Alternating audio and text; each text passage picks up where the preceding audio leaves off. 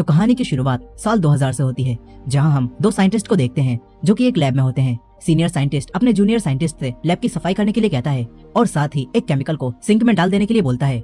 ये बात सुनकर जूनियर साइंटिस्ट कहता है कि हमारे ऐसा करने से वो केमिकल नदी में जाकर मिल जाएगा, जिससे नदी के जीवों को परेशानी भी हो सकती है। पर सीनियर साइंटिस्ट उससे कहता है कि नदी बहुत बड़ी है और इतने से केमिकल से उनका कुछ भी नहीं होगा। ये बात सुनकर जूनियर साइंटिस्ट उसकी बात मानता है और सारी बोतल्स का केमिकल सिंक में डाल देता है।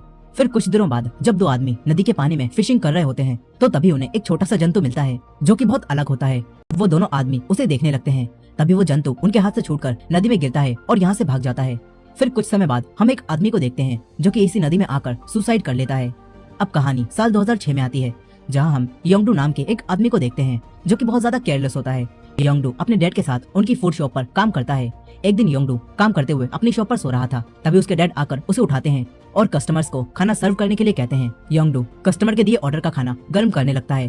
तभी वो अपनी बेटी को स्कूल से आता हुआ देखता है। उसका नाम युनसियो होता है। योंगडू अपनी बेटी युनसियो से काफी प्यार करता था, इसीलिए वो उसे देखकर काफी खुश हो जाता है और उसकी तरफ भागने लगता है। लेकिन तभी उसका पैर फिसलता है और योंगडू यहीं गिर जाता है। फिर युनसियो अपने डैड योंगडू से कहती है कि आज सब बच्चों के पेरेंट्स स्कूल में आए थे, लेकिन आप नहीं आए और आपने अंकल को भेज दिया। ये बात मुझे बिल्कुल भी अच्छी नहीं लगी। साथ ही वो अपने डैड से ये भी कहती है कि जो फोन आपने दिया था वो खराब हो गया है। वो अपने डैड से एक नया फोन मांगती है और फिर अपने दादा को बताती है कि आज नामजो आंटी का आर्चरी मैच है। ये बात सुनकर योंगडू अपनी बेटी के साथ अपनी सिस्टर का मैच देखने लगता है जो कि लाइव आ रहा था। तभी वो अपनी बेटी को उसके बचाए हुए कुछ पैसे दिखाता है और कहता है कि इन पैसों से मैं तुम्हारे लिए नया फोन लाऊंगा। ये सुनकर युनसियो काफी खुश होती है। लेकिन अब तभी यहाँ पर योंगडू के डैड आते हैं और योंगडू को कस्टमर्स को खाना सर्व करने के लिए बोलते हैं और खुद युनसियो के साथ बैठकर अपनी बेटी का मैच देखने लगते हैं। बाहर योंगडू खाना लेकर उनके पास जाता है, तो तभी वो देखता है कि कोई अजीब सा मॉन्स्टर ब्रिज पर लटका हुआ है। सभी लोग उसे देखने लगते हैं। तभी वो मॉन्स्टर पानी में कूद जाता है। योंगडू उसे पानी में देखकर उसके पास एक कैन फेंकता है और वो मॉन्स्टर अपनी पूंछ से उसे पकड़ लेता है। ये देखकर सभी लोग सोचते हैं कि ये भी कोई डॉल्फिन जैसा जीव है, इसीलिए सभी लोग कुछ न कुछ पानी में फेंकने लगते हैं। लेकिन तभी वो मॉन्स्टर पानी से गायब हो जाता है। योंगडू देखता है कि वो मॉन्स्टर पानी के बाहर आकर लोगों को मारने लगा है। ये देखकर सभी लोग भागने लगते हैं। योंगडू भी अपनी जान बचाता है और उस मॉन्स्टर से दूर भागने लगता है, लेकिन वो मॉन्स्टर पार्क में आ जाता है और सभी लोगों को मारने लगता है। यहीं पर कुछ लोग मॉन्स्टर से बचने के लिए एक घर में छुपते हैं, मगर वो मॉन्स्टर भी उनके पीछे घर में आ जाता है और उन्हें मारने लगता है। तभी एक लड़का और योंगडू उन लोगों की मदद करते हैं और घर के दरवाजे को खोलते हैं, मगर इससे वो मॉन्स्टर भी बाहर आ जाता है और एक लड़के को खाने लगता है। ये देखकर योंगडू एक चीज को उठाकर उस मॉन्स्टर की पूंछ पर मारता है, लेकिन इससे योंगडू के चेहरे पर उस मॉन्स्टर का खून लग जाता है। योंगडू के ऐसा करने के बाद मॉन्स्टर अब काफी गुस्से में आ जाता है और योंगडू का पीछा करने लगता है। वहीं दूसरी तरफ युनसियो अपनी आंटी का मैच देख रही थी और यहाँ नामजो अपने मैच में हार जाती है और गोल्ड नहीं ला पाती। ये देखकर युनसियो काफी निराश हो जाती है और घर से बाहर निकलती है, जहाँ मॉन्स्टर सभी लोगों को मार रहा होता है। योंगडू अपनी बेटी युनसु का हाथ पकड़ता है और उसे लेकर भागने लगता है, लेकिन तभी उसका पैर फिसलता है और योंगडू जमीन पर गिर जाता है। योंगडू दोबारा से उठता है और युनसियो का हाथ पकड़कर उसे लेकर भागने लगता है, लेकिन तभी वो देखता है कि उसने युनसु के बजाय किसी और लड़की का हाथ पकड़ लिया था। ये देखकर योंगडू तुरंत पीछे मुड़ता है और देखता है कि युनसु पीछे ही रह गई है। अब तभी वहाँ मॉन्स्टर आता है और युनसियो को पकड़कर नदी में ले जाता है। ये देखकर योंगडू अपनी बेटी को बचाने के लिए पानी में कूदता है, मगर वो मॉन्स्टर युनसु को लेकर वहाँ से जा चुका था। फिर कुछ समय बाद पुलिस भी यहाँ आ जाती है। वो योंगडू और उस मॉन्स्टर के संपर्क में आए सभी लोगों को एक कमरे में बंद कर देती है और उस जगह पर जहाँ मॉन्स्टर था उस जगह को भी पूरी तरह से सील कर देती है। यही पुलिस उन सभी लोगों के फोटो लगाती है जो कि मॉन्स्टर के हमले में मारे गए और इसमें युनसियो का भी फोटो शामिल होता है। ये देखकर योंगडू और उसके डैड काफी रोते हैं। तभी यहाँ पर योंगडू की सिस्टर नामजो भी आ जाती है और वो भी युनसियो के फोटो को देखकर काफी दुखी होती है और रोने लगती है।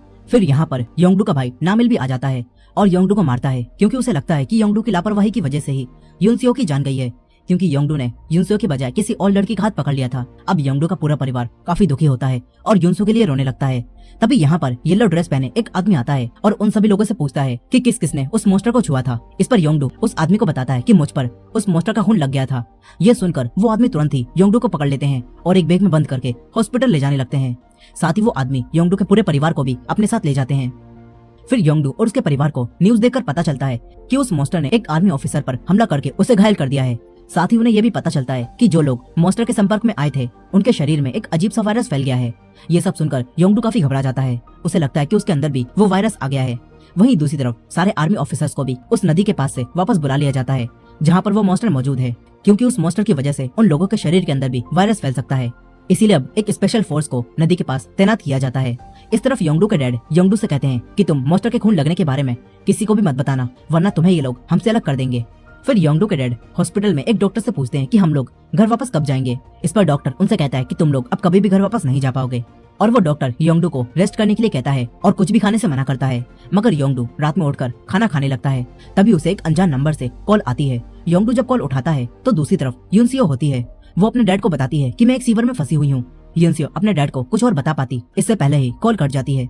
अब ये जानकर योंगडू अपनी पूरी फैमिली को यूनसियो के जिंदा होने के बारे में बताता है। इस तरफ कुछ स्पेशल फोर्स के लोग एक गाड़ी से नदी के आसपास किसी तरह का कोई केमिकल डाल रहे होते हैं ताकि वो मॉन्स्टर नदी से बाहर ना आ पाए। लेकिन तभी एक ऑफिसर को नदी के अंदर कुछ दिखाई देता है और वो अपनी गाड़ी रोकता है और नदी के पास जाकर उसे देखता है। लेकिन तभी यहाँ पर वो मॉन्स्टर पीछे से आता है और उस पर हमला कर देता है। वो मॉन्स्टर उन ऑफिसर्स को मारता है और फिर उन्हें भी अपने मुंह में रखकर एक सीवर में लाकर फेंक देता है, जिसके अंदर उसने पहले से ही कुछ और लोगों को भी रख रखा था ताकि भूख लगने पर वो मॉन्स्टर इन सबको खा सके। यहीं इस सीवर के अंदर हम यूनसियो को भी देखते हैं जो कि अभी भी जिंदा होती है और वो सीवर में बने हुए एक हॉल में छुपी होती है ताकि मॉन्स्टर उसे ना देख पाए। फिर मॉन्स्टर के जाने के बाद यूनसियो उस हॉल से बाहर आती है और उन ऑफिसर्स के फोन को चेक करने लगती है ताकि वो अपने लिए मदद बुला सके। उसे एक ऑफिसर के पास एक फोन मिलता है लेकिन वो फोन पूरा खराब होता है। ये देखकर यूनसियो निराश हो जाती है। इस तरफ योंगडू पुलिस और डॉक्टर को बताता है कि उसकी बेटी यूनसियो अभी भी जिंदा है और उसने कल रात को मुझे कॉल की थी। लेकिन पुलिस और डॉक्टर उसकी बातों को झूठ मानते हैं और समझते हैं कि मॉन्स्टर के वायरस का अब योंगडू पर असर हो रहा है। मगर योंगडू के डैड और उसका भाई भी पुलिस को यूनसो के जिंदा होने के बारे में बताते हैं, लेकिन पुलिस फिर भी उनकी बातों पर विश्वास नहीं करती। फिर योंगडू के डैड अपने बच्चों से कहते हैं कि मेरा एक दोस्त है जो कि पुलिस ऑफिसर है, हम उसकी मदद से यहाँ से बाहर निकल सकते हैं। फिर योंगडू की पूरी फैमिली प्लान बनाती है और हॉस्पिटल से भागकर पार्किंग एरिया में आ जाते हैं जहाँ पर एक वैन पहले से ही उनका इंतजार कर रही थी। हॉस्पिटल का स्टाफ और पुलिस भी इनका पीछा करने लगती है। तभी योंगडू उस वैन के अंदर बैठ जाता है, साथ ही उसका भाई और उसके डैड भी वैन के अंदर आ जाते हैं। लेकिन योंगडू की सिस्टर अब बाहर ही रह जाती है। ये सब देखकर योंगडू के डैड योंगडू उसके भाई पर चिल्लाने लगते हैं और कहते हैं कि तुम दोनों कितने लापरवाह हो, इस बार अपनी बहन को ही पीछे छोड़ दिया। फिर योंगडू और उसका भाई किसी तरह अपनी बहन को वैन में बिठाते हैं, लेकिन तभी एक पुलिस ऑफिसर उन्हें रोकने की कोशिश करता है, मगर योंगडू उसे धक्का देकर बाहर गिरा देता है और अपनी पूरी फैमिली के साथ यहाँ से भाग जाता है। फिर योंगडू के डैड कुछ और लोगों से एक ट्रक, गन और नदी का नक्शा खरीदते हैं ताकि वो वहाँ तक जाकर गन से मॉन्स्टर को मार सकें और यूनसियो को बचा सकें, मगर इससे उनके सारे पैसे खत्म हो जाते हैं। यहीं योंगडू और उसके भाई न्यूज देखते हैं जिससे इन्हें पता चलता है कि इन सब लोगों के हॉस्पिटल से भाग जाने की वजह से सरकार ने इन्हें वांटेड लिस्ट में डाल दिया है और इन्हें पकड़ने वाले को इनाम देने का वादा किया गया है। ये देखकर ये लोग और घबरा जाते हैं। फिर योंगडू के डैड उसी ट्रक और सामान को लेकर योंगडू के पास आते हैं। इसके बाद योंगडू और उसके डैड वैसी ही ड्रेस पहन लेते हैं जैसी उस नदी के किनारे पर तैनात उस स्पेशल फोर्स ने पहन रखी है। यहीं योंगडू की बहन और उसका भाई ट्रक में पीछे छुप जाते हैं ताकि उन्हें कोई भी ना देख सके। इसके बाद योंगडू के डैड मैप को देखकर ट्रक के साथ सीवर के पास जाने लगते हैं क्योंकि युनसू ने इन्हें कॉल पर बता दिया था कि वो किसी सीवर में फंसी हुई है।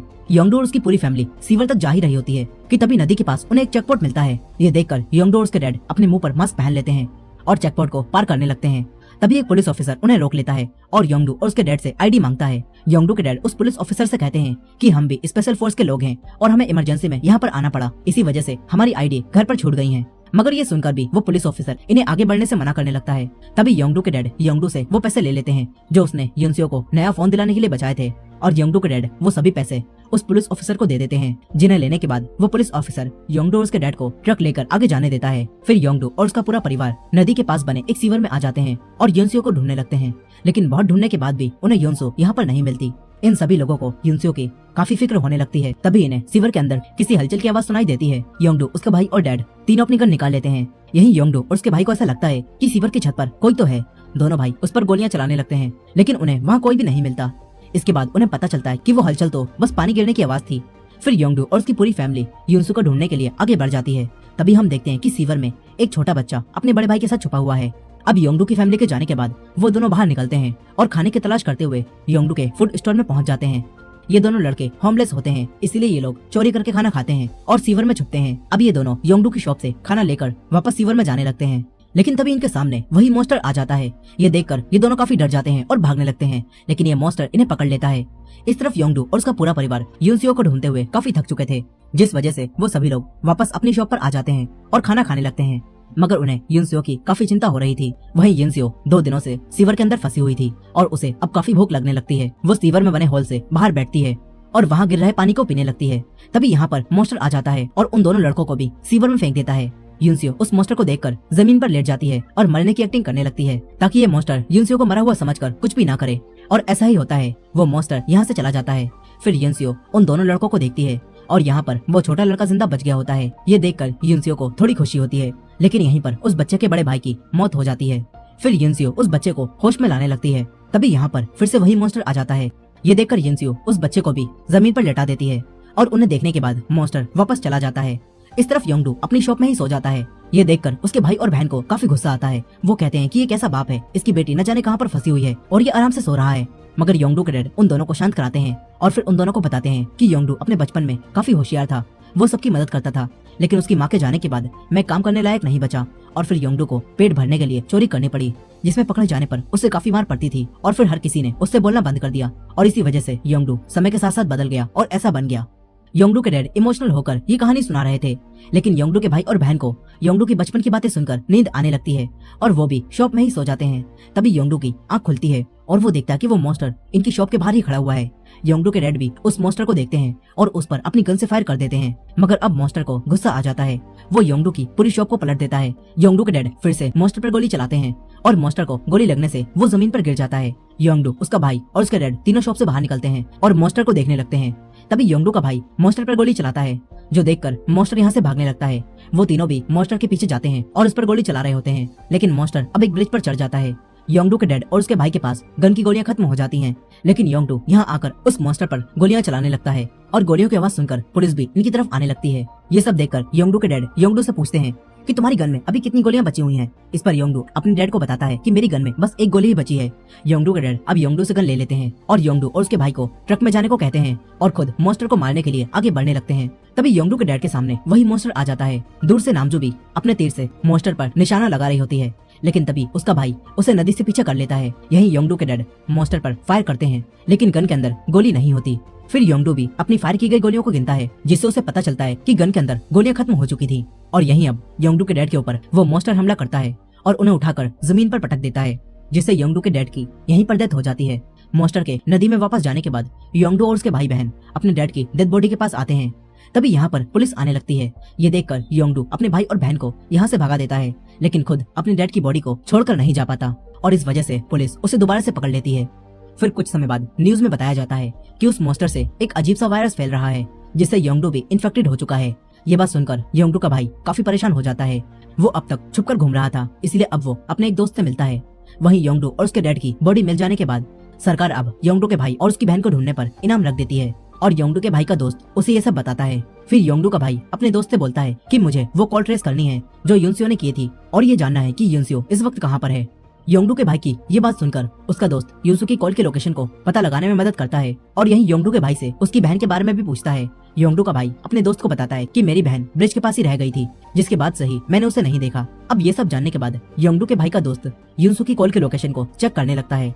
तभी गेंगडू के भाई को युनसियो की कॉल की लोकेशन पता चल जाती है, लेकिन उसका दोस्त अपने केबिन में जाता है। यहाँ उसने पहले से ही कुछ पुलिस ऑफिसर्स को छुपा कर रख रखा था, क्योंकि वो अपने दोस्त को पकड़वा कर सरकार से इनाम पाना चाहता था। अब सब पुलिस ऑफिसर्स गेंगडू के भाई को पकड़ने के लिए बाहर आते हैं और उसे घेर लेते हैं। तभी गेंगडू का भाई ऑफिस में शॉर्ट सर्किट करके अंधेरा कर देता है और भागकर ऑफिस से बाहर आ जाता है, लेकिन पुलिस भी उसका पीछा करने लगती है और अब पुलिस से छुपने की वजह से गेंगडू का भाई ब्रिज से ही नीचे कूद जाता है, जिससे उसे काफी चोट भी लग जाती है और वो बेहोश होने लगता है। लेकिन बेहोश होने से पहले वो अपनी बहन को कॉल करता है, मगर उसका फोन नहीं लगता। फिर वो अपनी बहन को मैसेज करता है और उसे बताता है कि युनसो किस सीवर में फंसी हुई है। वहीं दूसरी तरफ गेंगडू की बहन भी एक ब्रिज में छुपी हुई थी। अब वो ब्रिज से बाहर निकलती है और पुलिस से बचती हुई अपनी फूड शॉप में आ जाती है, जहां आकर वो अपना फोन देखती है तो उसके अंदर उसे अपने भाई का मैसेज मिलता है, जिससे उसे भी युनसो की लोकेशन का पता चल जाता है। गेंगडू की बहन उसी लोकेशन की तरफ जाने लगती है और कॉल करके गेंगडू को भी बताती है कि युनसो किस सीवर में फंसी हुई है। तभी उसके सामने मॉन्स्टर आ जाता है और वो उस पर हमला कर देता है, जिस वजह से गेंगडू की बहन एक पतली सी जगह में गिर जाती है, मगर इससे मॉन्स्टर उसे नहीं पकड़ पाता और यहाँ से चला जाता है। इस तरफ जब गेंगडू को पता चलता है कि युनसो कहाँ पर है तो वो दोबारा से हॉस्पिटल से भागने लगता है। तभी सभी डॉक्टर उसे पकड़कर नींद का इंजेक्शन दे देते हैं, लेकिन उससे गेंगडू को नींद नहीं आती। ये देखकर वो सारे डॉक्टर्स हैरान रह जाते हैं और गेंगडू का ब्लड सैंपल लेने लगते हैं। तभी वहाँ इन सभी डॉक्टर्स का हेड आता है और अपने जूनियर डॉक्टर को ब्लड सैंपल लेने से रोक लेता है। गेंगडू उस डॉक्टर को भी बताता है कि मेरी बेटी अभी भी जिंदा है और वो एक सीवर के अंदर फंसी हुई है। लेकिन ये बात सुनने के बाद वो डॉक्टर अपने जूनियर डॉक्टर से कहता है कि मुझे लगता है कि मॉन्स्टर के वायरस का असर सिर्फ इसके दिमाग पर हुआ है और हमें इसे चेक करना होगा। इसके बाद वो डॉक्टर गेंगडू के सर के अंदर छेद करने की तैयारी करने लगता है। गेंगडू ये सब देखकर काफी डर जाता है।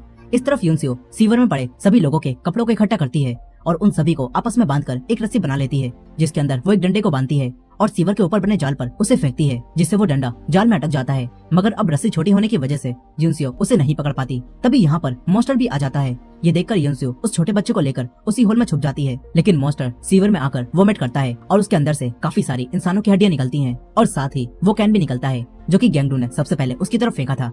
अब वो मॉन्स्टर अपना इकट्ठा किया वो खाना भी खाने लगता है। तभी वो युनसियो और उस बच्चे को भी देख लेता है और उन पर हमला करता है, लेकिन हॉल में होने की वजह से युनसियो और वो बच्चा मॉन्स्टर से बच जाते हैं। इस तरफ एक लेडी डॉक्टर गैंगडू का ब्लड लेती है। तभी गैंगडू उस लेडी डॉक्टर को पकड़ लेता है और अपने खून के इंजेक्शन को उसके गले पर रख लेता है। ये देखकर सभी डॉक्टर्स गैंगडू से पीछे हो जाते हैं और गैंगडू यहाँ से बाहर निकलने लगता है। तभी गैंगडू बाहर निकलकर देखता है कि वो अब तक एक हॉस्पिटल में नहीं बल्कि एक कैंप में था, जहाँ पर उस मॉन्स्टर के वायरस को लेकर रिसर्च चल रही थी। गैंगडू अब कैंप से बाहर निकलकर एक एम्बुलेंस लेकर भाग जाता है। इस तरफ गैंगडू के भाई को भी अब होश आता है और उसे भी यहाँ पर एक होमलेस आदमी मिलता है। गैंगडू का भाई उस आदमी से उसी सीवर की लोकेशन पूछता है जहाँ पर युनसियो फंसी हुई है और गैंगडू का भाई उस आदमी से कुछ बोतल्स और एक बैग मांगता है। फिर वो होमलेस आदमी और गैंगडू का भाई दोनों मिलकर उसी सीवर के पास जाने लगते हैं। रास्ते में गैंगडू का भाई उसी आदमी की बियर की बोतल से बम बनाने लगता है। इस तरफ गैंगडू भी उसी सीवर की लोकेशन के पास आकर युनसियो को ढूंढने लगता है। वहीं युनसियो उस बच्चे को देखती है और उसे मॉन्स्टर के हमले से काफी चोट लग चुकी थी। तभी वो बच्चा युनसियो से पानी मांगता है। उसकी बात सुनकर युनसियो हॉल से बाहर निकलती है और वो देखती है कि मॉन्स्टर सीवर में ही सो रहा है। युनसियो मॉन्स्टर के ऊपर वही कैन फेंक कर मारती है, लेकिन इससे मॉन्स्टर नींद से नहीं जागता। ये देखकर युनसियो मॉन्स्टर के ऊपर चढ़कर अपनी बनाई उसी रस्सी को पकड़ लेती है और सीवर के बाहर जाने लगती है ताकि वो उस बच्चे के लिए बाहर जाकर मदद ला सके। लेकिन तभी मॉन्स्टर जाग जाता है और उसे अपनी पूंछ से पकड़ लेता है और वापस सीवर में खींच लेता है। फिर युनसियो उस बच्चे को वापस होल में जाने के लिए कहती है, लेकिन तभी मॉन्स्टर उन दोनों पर हमला कर देता है और उन्हें अपने बड़े से मुंह से पकड़ लेता है। फिर गैंगडू उस सीवर तक पहुंच जाता है जहाँ पर वो उसी रस्सी को देखता है जिसके अंदर उसे युनसियो की स्कूल की ड्रेस दिखाई देती है जिस पर युनसियो का नाम लिखा होता है। ये देखकर गैंगडू युनसियो को जोर जोर से आवाज लगाने लगता है। तभी वो मॉन्स्टर को देखता है जिसके मुंह के अंदर उसे युनसियो का हाथ दिखाई देता है। गैंगडू उस मॉन्स्टर का पीछा करने लगता है। यहीं गैंगडू की बहन को भी अब होश आ जाता है और वो भी उस सीवर से बाहर आकर मॉन्स्टर का पीछा करने लगती है। वहीं दूसरी तरफ शहर के लोग सरकार के मॉन्स्टर को ना पकड़ पाने की वजह से प्रोटेस्ट करने लगते हैं और उसी ब्रिज पर आकर बैठ जाते हैं जहाँ पर वो मॉन्स्टर मौजूद है और मॉन्स्टर उन लोगों को देखता है और पानी में कूदकर उनकी तरफ बढ़ने लगता है। यहीं गैंगडू का भाई भी उसी होमलेस आदमी के साथ इस जगह पर आ जाता है। इस तरफ गैंगडू मॉन्स्टर का पीछा कर रहा था और वो मॉन्स्टर अब पानी से बाहर निकलकर लोगों पर हमला करने लगता है। ये देखकर सभी लोग यहाँ से भागते हैं। तभी किसी तरह का केमिकल उस मॉन्स्टर के ऊपर छोड़ दिया जाता है जिससे मॉन्स्टर अब जोर जोर से चिल्लाने लगता है और वो यहीं पर बेहोश हो जाता है। तभी गैंगडू उस मॉन्स्टर के पास आता है और उसके मुंह में हाथ डालकर अपनी बेटी युनसियो और उसी बच्चे को बाहर निकाल लेता है, लेकिन युनसियो अब मर चुकी थी। ये देखकर गैंगडू अब बहुत रोता है और युनसियो को उठाकर वापस ले जाने लगता है। फिर मॉन्स्टर पर दोबारा से वही केमिकल डाला जाता है जिससे मॉन्स्टर दोबारा से चिल्लाने लगता है। यहीं गैंगडू की बहन और उसका भाई युनसियो की लाश को देखते हैं और रोने लगते हैं। गैंगडू को अब मॉन्स्टर के ऊपर काफी गुस्सा आ जाता है और वो एक लोहे की रॉड से उस पर हमला कर देता है। तभी मॉन्स्टर गैंगडू को जमीन पर फेंकता है और उसे मारने के लिए उसकी तरफ बढ़ने लगता है। ये देखकर गैंगडू का भाई उस मॉन्स्टर पर अपने बनाए बम से हमला करता है जिससे मॉन्स्टर अब भागने लगता है। तभी वो होमलेस आदमी मॉन्स्टर के ऊपर पेट्रोल डाल देता है, जिसके बाद गैंगडू की बहन एक जलते हुए तीर को मॉन्स्टर के ऊपर मारती है और मॉन्स्टर के पूरे शरीर में आग लग जाती है और मॉन्स्टर जलने लगता है। वो अपने शरीर की आग बुझाने के लिए नदी की तरफ भागता है। तभी गैंगडू सामने आता है और मॉन्स्टर के मुंह में वही लोहे की रॉड मार देता है जिससे मॉन्स्टर की अब यहाँ डेथ हो जाती है। मगर गैंगडू अपनी बेटी को खोने की वजह से काफी दुखी होता है। फिर वो उसी बच्चे के पास जाता है और देखता है कि वो बच्चा अभी भी जिंदा है। ये देखकर गैंगडू उस बच्चे को गले लगा लेता है और होमलेस होने की वजह से उस बच्चे को अपने साथ ही रख लेता है।